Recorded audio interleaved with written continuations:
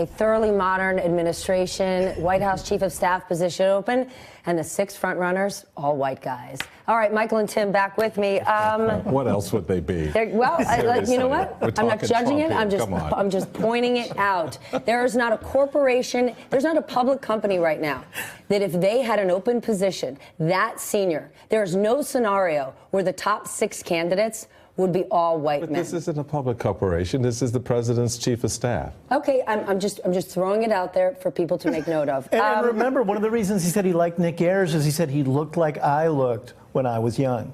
It wasn't based on his track record or his experience.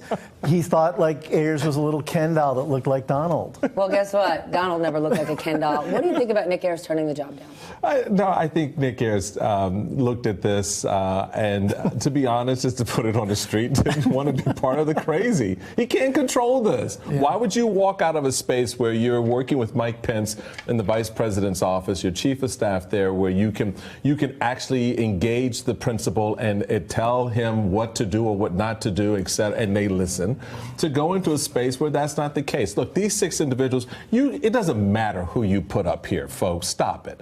Whoever the next person coming in will be nothing more than a name in principle, a figurehead. Donald Trump wants to, from the very beginning, to be his own chief of staff, just as he is his own communications director. Yes, Mr. Schein, Bill Schein is there. Bill Schein is not a communications director. I mean, come on. So Donald Trump sets the message.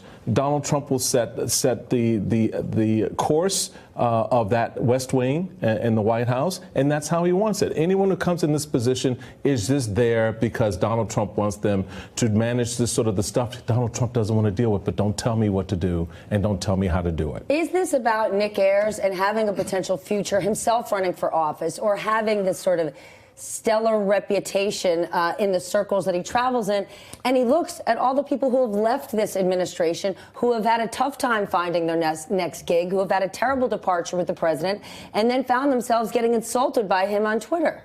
Well, remember, part of the narrative around him wasn't that he was just a very sharp guy. It was that he was overly ambitious, that he was clawing his way through the White House. He being Nick Ayers. He being Nick Ayers. They spent several months cultivating him as Trump tried to figure out a way to defenestrate Kelly. And I think one of the key things was that Jared Kushner and Ivanka Trump liked Nick Ayers. And the reason they liked him is because Kelly had kept them at a distance. And in Trump Town, or as in Crazy Town, as Kelly called it, the Trump family always survives. Everyone else is an ornament that gets disposed of. You know, the term Trump advisor, it's a contradiction in terms. Trump doesn't take advice from anyone. He doesn't listen to his own lawyers. They must be pulling their hair out constantly when he goes on TV and said, there's no evidence against me, I didn't collude, blah, blah, blah, blah, blah. And when it comes to the dynamic in the White House, he doesn't want to get someone in there who's going to block and tackle, bring good information to him. Okay, but then this isn't Nick Ayers in any way just protecting himself, because remember, Mike Pence is also tied to Paul Manafort. That's how he got him. That's how Pence ended up in the Trump himself circle. Legally? Correct. Yeah, but I think that's a good point. Let's step back from this for a moment. So all of this grooming of Nick Ayers to become the next chief of staff, and what's the condition under which he will now not take the job? I only want like an 18-month or 1-year commitment, not a 2-year commitment, which you didn't know that ahead of time. Mm-hmm. No one brought this up in the conversation before, that this was going to be in the game to the end. Right. All right. So let's please not overthink this. Right. This is a calculation in which you went, oh no. I'm watching a car crash. I'm watching a car crash, and I don't want to be a victim of that car crash. Thank you, no.